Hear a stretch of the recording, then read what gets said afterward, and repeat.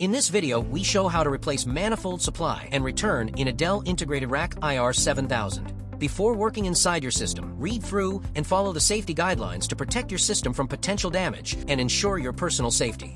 For more information about safety guidelines, see the service manual at dell.com/support. To begin, start by powering off all sleds, switches, and connected equipment. Then, remove the power whip, the strain relief bar, and hose kit. Use a laminated sheet of paper between the bottom of the rack and the manifolds during removal to avoid damaging the rack's paint.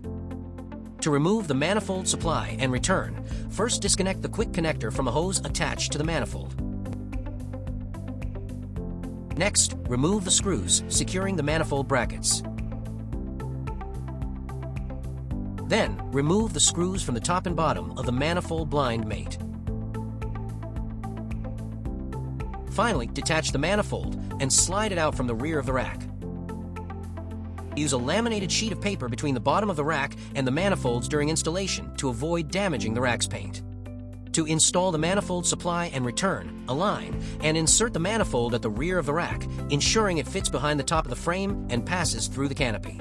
Next, secure the top and bottom sections of the manifold blind mate with screws. Then, attach the manifold brackets and tighten the screws to secure them.